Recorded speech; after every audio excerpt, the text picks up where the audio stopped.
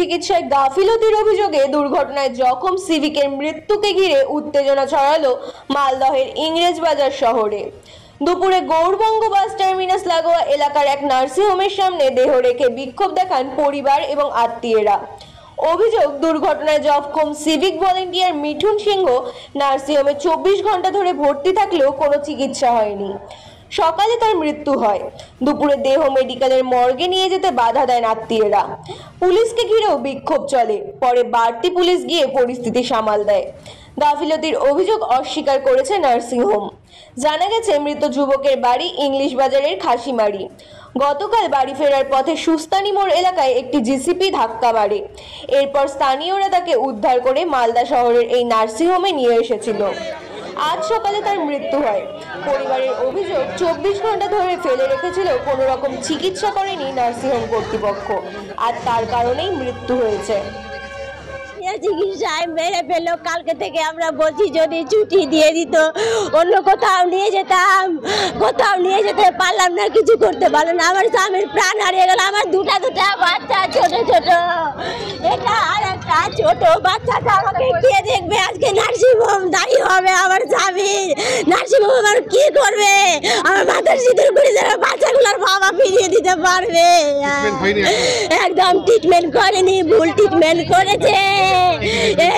কি জানে, আমি জানি না কি কি ট্রিটমেন্ট করেছে। ভুল ট্রিটমেন্টের জন্য আজকে আমার স্বামীর প্রাণ গেল। অ্যাক্সিডেন্ট হয়েছিল কালকে জিসিপিতে অ্যাক্সিডেন্ট হয়েছিল। রাস্তার লোক নিয়ে এসে ভর্তি করেছিল, করে দিয়ে পরে আমরা আসলাম, দেখলাম ভর্তি হয়ে গেছে। আমরা যদি এসে ভর্তি করতাম তো এখানে ভর্তি করতাম না। পরে থেকে বললাম যে নাহলে বের করে অন্য জায়গায় নিয়ে যাব। ছুটিও দেয়নি, কোনো কথাই বলছে বারবার যে ট্রিটমেন্ট হচ্ছে। আমি থানাতে নাম্বার দেখে দেখে অনেক অফিসারকে ফোন করেছি, অনেক সিভিককে ফোন করেছি, বলেছি যে আমার স্বামীর একটু চিকিৎসা যেন ভালো হয়। আমাকে বলা হয়েছে যে চিকিৎসা ভালোভাবে হচ্ছে। আইসি ফোন করেছে, মেজবাবু ফোন করেছে, ছোটবাবু ফোন করেছে, সবাই ফোন করেছে চিকিৎসা। তো কেন চিকিৎসা হলো না? বিনা চিকিৎসা আমার স্বামীর প্রাণ কেন গেল? আজকে আমাকে কে দেখবে? বাড়িতে আমার কেউ দেখার মতো নাই। এখানে নিয়ে এসে রাস্তার লোকজন এসে উঠে নিয়ে ভর্তি করিয়েছে। করানোর পর ডাক্তারবাবু এসে ভর্তি করিয়েছি আমি এখানে যে দেখেন ডাক্তারবাবু যে না ডাক্তারবাবু যে ভর্তিটা নিয়েছে, এখানে সিগনেচারটা কোথায়? আর ট্রিটমেন্টটা যে হয়েছে, ট্রিটমেন্টের সিগনেচার কোথায়? ডাক্তারবাবুটা কোথায়?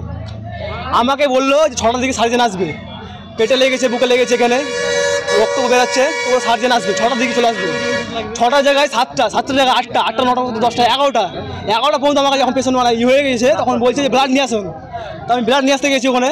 তো এখানে স্টাফ ভুল লিখে দিয়েছে আমাকে, যে কাগজটা লিখে দিয়েছে ওখানটা ব্লাড ব্যাংকের, ওটা ভুল লিখেছে। ওই কারণে ফেরত আসি। এখানে আসার পর এবার ওখান থেকে আইসিতে ফোন করে আমাকে, ফোন করে বলে যে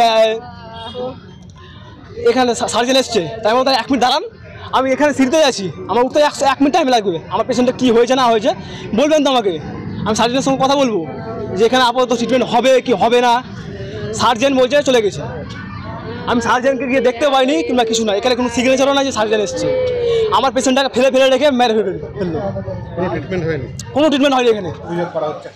প্রশাসনিকের ব্যাপারে প্রশাসন এসছে, প্রশাসনিক ব্যাপারটা দেখছে, ওইভাবে মাধ্যমে জানতে পারবেন। আমি কি বলবো, ওখানে কি ভুল চিকিৎসা হয়েছে সেটা তো ইনভেস্টিগেশন করবে প্রশাসনিক, সেটা সেই হিসাবে জানা যাবে। আমি যদি বলি ভুল চিকিৎসা হয়েছে, বলি চিকিৎসা হয় না, সেটা তার হবে না। চিকিৎসা হবে না সেটা তো বললাম যে ইনভেস্টিগেশন হবে, সেখানে বলবো। কী ধরনের পেশেন্ট ছিল, মানে পেশেন্টের অবস্থা কেমন ছিল? অ্যাক্সিডেন্ট পেশেন্ট ছিল, খুব খারাপ ছিল। কোথায় ভর্তি ছিল? আইসিইউতে। সার্জেন দেখেছিল ওনাকে একবার? বললাম যে প্রশাসন এসছে, প্রশাসনের লেভেল থেকে তার ইনভেস্টিগেশন হবে, সেভাবে জানতে পারবেন। আপনার কি ওনাকে এই বিষয়ে আর আমি কোনো কথা রেফার লিখেছিলেন কোথাও? এই বিষয়ে আমি আর কোনো